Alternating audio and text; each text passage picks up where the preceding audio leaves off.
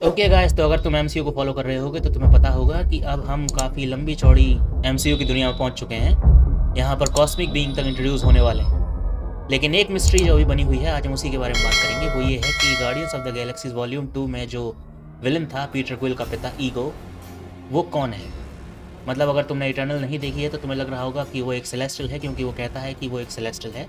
लेकिन इटर्नल में ये बात क्लियर हो गई कि सेलेस्टियल बहुत ही बड़े रोबोट जैसे क्रीचर्स होते हैं जो गैलेक्सीज बनाते हैं। और ईगो बहुत ही बड़ा रोबोट जैसा क्रीचर तो है नहीं, लेकिन वो कहता है कि वो सेलेस्टियल है। तो अगर वो सेलेस्टियल नहीं है तो वो क्या है।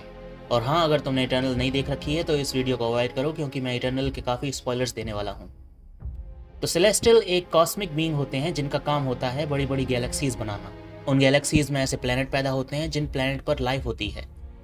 उसके बाद सेलेस्टियल क्या करते हैं, उन प्लैनेट पर जिन पर लाइफ होती है डिविएंट्स को छोड़ देते हैं। डिविएंट्स एक ऐसे क्रीचर हैं जिनको सेलेस्टियल्स ने बनाया है बाकी प्रेडेटर्स को ख़त्म करने के लिए। मतलब उनको एक ऐसे प्लैनेट पर छोड़ दो जिस पर लाइफ इवॉल्व हो रही हो, तो डिविएंट्स उस प्लैनेट पे से प्रेडेटर्स को कम कर देंगे ताकि उस प्लैनेट पर इंटेलिजेंट लाइफ इवॉल्व हो सके।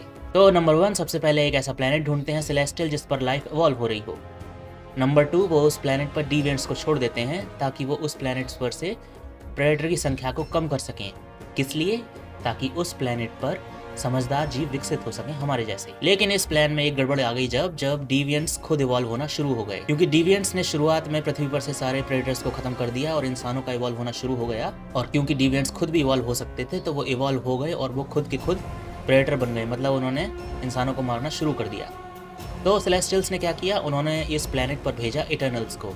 इटर्नल्स उनके बनाए हुए एक बायोलॉजिकल रोबोट्स थे और ये इवॉल्व नहीं हो सकते थे, ये अमर थे, ये एक ही जैसे रहते हमेशा। इनका क्या काम था? इनका काम था इंसानों को राह दिखाना, उनको फलने फूलने में मदद करना, आबादी बढ़ाने में मदद करना, टेक्नोलॉजी देना, खेती बाड़ी सब कुछ सिखाना और डिविएंट्स को रोकना इंसानों को मारने से। ये 2 काम थे इटर्नल्स के। लेकिन इतनी सारी परेशानी सेलेस्टियल्स ने उठाई क्यों? वो इसलिए क्योंकि जिस प्लैनेट को वो चुनते थे ये सब काम के लिए, उस प्लैनेट में वो पहले ही एक अपना सीड डाल देते थे, जिस सीड से उस प्लैनेट में से एक नया सेलेस्टियल पैदा होता। लेकिन उस सेलेस्टियल को पैदा होने के लिए ज़रूरत होती थी इंटेलिजेंट लाइफ के बढ़ने की। वो इंटेलिजेंट लाइफ की लाइफ फोर्स पर ही जिंदा रहता था। तो अगर एक सेलेस्टियल को एक प्लैनेट में से पैदा करना है तो ज़रूरी है कि उस प्लैनेट पर बहुत सारे इंटेलिजेंट क्रीचर्स हों, और अर्थ पर तो बहुत सारे इंटेलिजेंट ह्यूमंस हैं। तो फिर अर्थ उनके लिए एक बेहतरीन प्लैनेट था अपना प्लान एक्सिक्यूट करने के लिए। सबसे पहले उन्होंने एक बीज घुसेड़ा अर्थ के सेंटर में, उसके बाद डिविएंट्स को भेजा प्रेडेटर ख़त्म करने के लिए, उसके बाद इटर्नल्स को भेजा इंसानों को गाइड करने के लिए और डिविएंट्स को ख़त्म करने के लिए। और जब इंसानों की संख्या बहुत ज़्यादा हो गई, बहुत बढ़िया लेवल पहुँच गई, तो उनका प्लान था कि इस प्लैनेट में से एक नया सेलेस्टियल पैदा होगा जिसका नाम होगा टेमार्ट। तो इस तरीके से सेलेस्टियल अपनी आबादी बढ़ाते हैं। वो पैदा होने के बाद और गैलेक्सीज क्रिएट करते हैं और उन गैलेक्सीज में और प्लैनेट होते हैं और वो प्लैनेट फिर और सेलेस्टियल्स क्रिएट करते हैं और ये साइकिल ब्रह्मांड का चलता ही रहता है और ये ज़रूरी भी है एक तरह से। लेकिन उनसे जो सबसे बड़ी गलती हो गई वो ये थी कि उन्होंने एक स्पेशल प्लैनेट को चुन लिया, उसका नाम था अर्थ। तो सबसे पहले तो टेमार्ट के पैदा होने में थैनोस ने चुटकी बजा दी, तो आधी आबादी खत्म हो गई, इसलिए टेमार्ट पैदा नहीं हो पाया। लेकिन फिर आधी आबादी वापस आ गई और दूसरा रोड़ा क्रिएट किया खुद इटर्नल्स ने।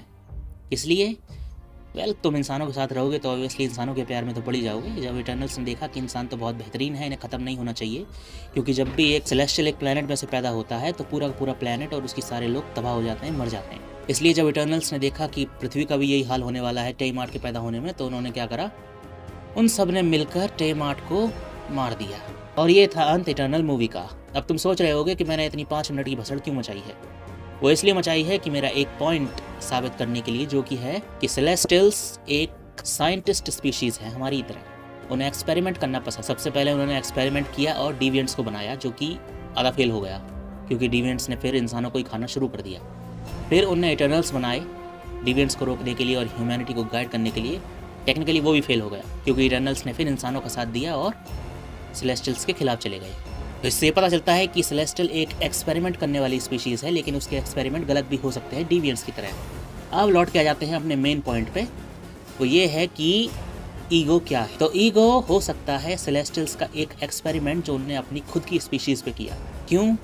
वो इसलिए क्योंकि एक सेलेस्टियल को पैदा करने में बहुत साल लगते हैं और वो एक ही प्लैनेट से पैदा होता है। मतलब करोड़ों साल लगते हैं एक प्लैनेट पे इंटेलिजेंट जीवों को बढ़ने में और फिर उससे एक सेलेस्टियल पैदा हो। तो सेलेस्टियल्स को लगा होगा कि ये प्लान जो है ये बड़ा स्लो है, तो उसकी स्पीड बढ़ाने के लिए उन्होंने अपनी ही स्पीशीज़ पे एक एक्सपेरिमेंट किया और ईगो जैसे एक क्रीचर को बनाया। और ईगो की खास बात क्या थी?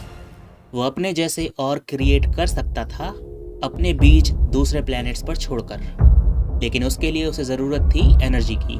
तो मतलब अगर उसे इनफ एनर्जी मिले तो बहुत सारे प्लैनेट्स पर जिनमें उसने अपने सीड छोड़ रखे हैं वो सारे के सारे सेंटिएंट हो जाएंगे।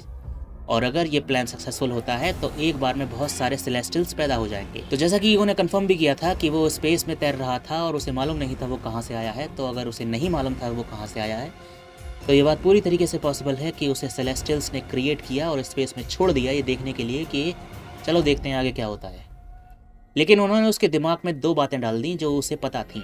पहली ये कि वो एक सेलेस्टियल्स है, जैसा कि वो पीटर क्विल को बताता है कि वो सेलेस्टियल है, और दूसरा ये कि उसे दूसरे प्लैनेट से अपने जैसे जीव पैदा करने हैं, यानी कि और सेलेस्टियल। लेकिन शायद ये सिर्फ सेलेस्टियल्स के प्लान का फेज़ 1 था। फेज़ 1 मैं किस लिए कह रहा हूँ, क्योंकि ईगो सेलेस्टियल्स की तरह लगता नहीं है देखने में। तो हो सकता है कि अगर वो इस चीज़ में कामयाब रहता अपने जैसे और ज़िंदा प्लैनेट पैदा करने में, तो फिर सेलेस्टियल इंटरफियर करते और वो नए तरह के और सेलेस्टियल पैदा करते जो सेम काम कर सकते ईगो की तरह, लेकिन पैदा होने वाले सेलेस्टियल्स की तरह होते, रोबोट जैसे, ना कि जिंदा ब्रेन की तरह। बट अनफॉर्चुनेटली उनका ये प्लान कामयाब नहीं रहा, क्योंकि उनका जो ये फेज़ 1 है ईगो वाला, इसको फेल कर दिया किसने? पीटर क्विल ने। और ईगो ने भी वही गलती करी जो सारे विलन करते हैं, वो ये है कि इंसानों से पंगा लेना। तो फ़र्क नहीं पड़ता कि तुम सेलेस्टियल हो, तुम थैनोस हो, तुम डोरमामू हो या तुम किसी और के मामू हो, अगर तुम इंसानों से पंगा लोगे तो तुम बचने वाले तो हो नहीं। तो हाँ, ये एक प्रोमिनेंट थ्योरी है कि ईगो क्या हो सकता है। ईगो हो सकता है सेलेस्टियल 2.0 और उसके बाद आता है सेलेस्टियल 3.0, फिर तो लाइन ही लग जाती है सेलेस्टियल्स की। फॉर्चुनेटली प्लान कामयाब नहीं रहा और ऐसा कुछ नहीं होने वाला। ना ये जो थ्योरी है ये सबसे ज़्यादा पॉसिबल तो लगती है, लेकिन सिर्फ ऐसा नहीं है कि यही एक थ्योरी है, ऐसी बहुत सारी भी है। दूसरी पॉसिबिलिटी ये भी हो सकती है कि ईगो झूठ बोल रहा था, वो सेलेस्टियल नहीं है, वो कोई और ही क्रीचर है। एनीवे पॉसिबिलिटी बहुत ज़्यादा है, लेकिन इसका जो भी आंसर है वो शायद हमें जेम्स गन की guardians of the galaxies volume 3 में मिल जाए। जब तक नहीं मिलता तब तक ये पॉसिबिलिटी भी हो सकती है। ओके, तो ये तो था मेरा वीडियो ईगो के पॉसिबल स्पीशीज़ के बारे में, और अब मैं तुमसे मिलूंगा अपनी अगली वीडियो में। Take care.